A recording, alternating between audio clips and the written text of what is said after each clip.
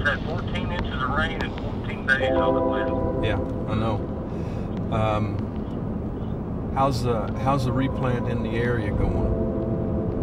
I've not heard anything. Nobody's called me or nothing. So Sounded earlier on like we was going to have quite a bit of replant, but guys it's a little better than they thought, maybe. I'm thinking so overall. Like I say right now, it's good. I mean, even if we get this 2 inches on down there at Bob's, I mean, I don't think it'll affect the city. You know. Yeah. I mean, we need to get out there probably as soon as we can and get nitrogen on it, side dress and stuff. But other than that, I think we're in good shape, really. But yeah, I'll let you go then. Sound like you're busy.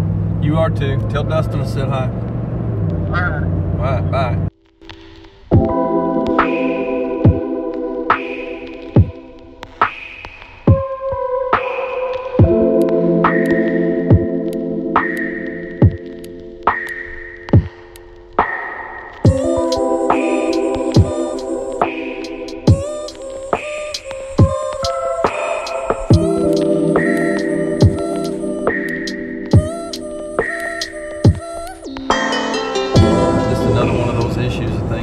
Farmers have to deal with. Floodwaters up. Got some ponding in some of our fields. Lost a little bit more. Overall here in Southern Illinois, not too bad. Really thought we were going to lose more early, but these saturated soils that we've got are holding up. Our crops holding up in those all right. So production corn in the Southern Illinois location down here is all in, and right now the final pops. We're running, other than we've got about an acre or so that Jerry said that we lost, is probably running. We're winding up with about a 28 to 30,000 pop stand on all of it across the board. So we're pretty pleased with where we're at for right now. Lots and lots of rain. I mean, everybody's waiting. A lot of decisions been made already to go to beans. So this part of the country here, there's going to be 2 to 3 acres of beans for every acre of corn that was planted. But looked like most of the corn that went in early was going to need to be replanted, but it hung in there. We got some late emergence, which is not great. So we didn't get as even emergence as we would like to have. But corn's up and doing decent anyway, I'd say. Yeah, you can turn it on and just kind of set things up real quick. It'll just take a couple minutes. You guys are good. All right, so we'll just have a little round table here. There's a lot of guys really worried about high waters right now. A lot of flooding, a lot of rain. It's affecting us. Absolutely. So, big deal.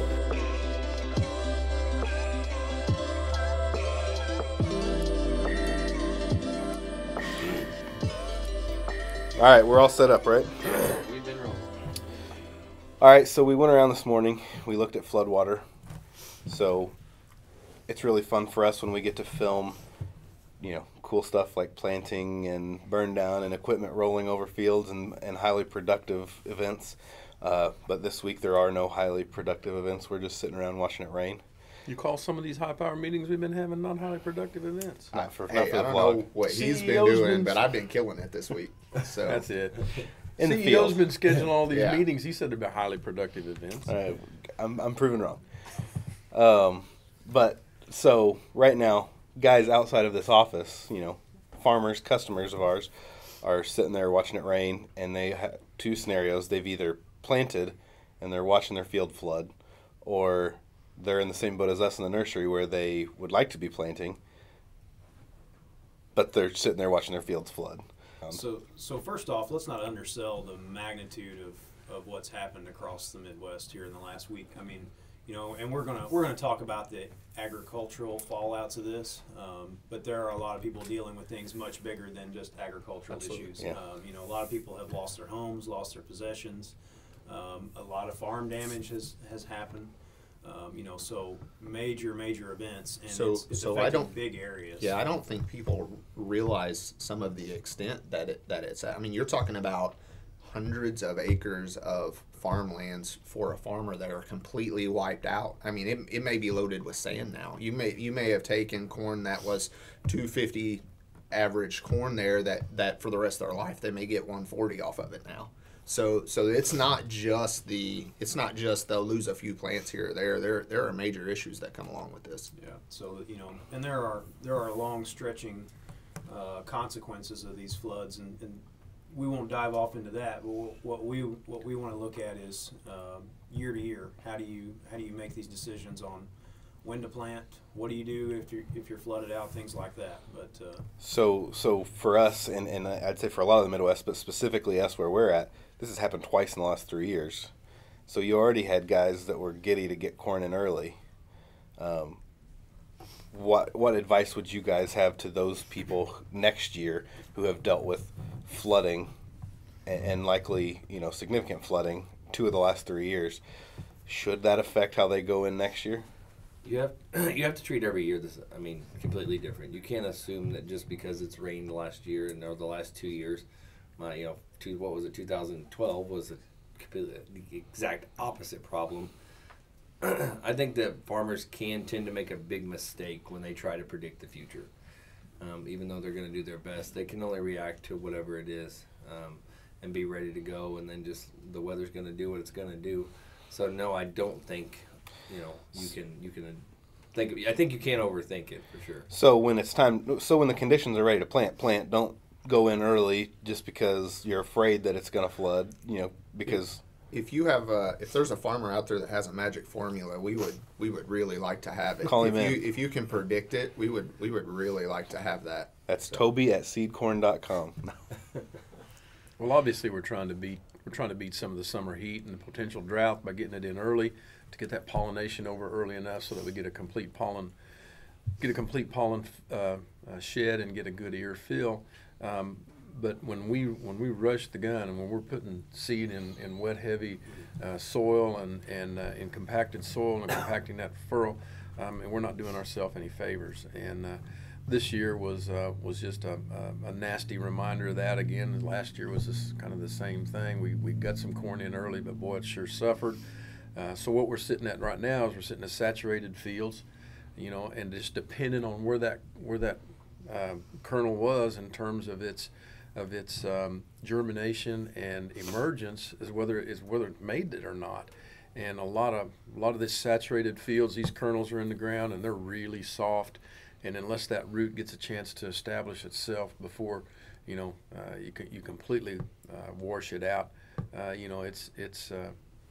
it's not going to make it. So everybody's checking fields right now. We're doing production corn in southern Illinois, by the way. Talked with Jerry this morning, and we're off. We've lost some pop, but we're still, our final stands are on our production fields in southern Illinois are coming in that 28 to 30,000 range, which is acceptable for us for sure. Glad to get it. Corn's up. It's just sitting there, but all this corn's just going to sit there until it gets heat. Yep. So when we're talking about flooding, what can you do? The guy that's flooded out, he's flooded out. There's not a whole lot you can do. Something that most everybody can take away from this. So whether you've been flooded out or not, you've probably had an excessive amount of rain. Make sure you got enough nitrogen out there. Getting back in and side dressing this corn is going to be very critical.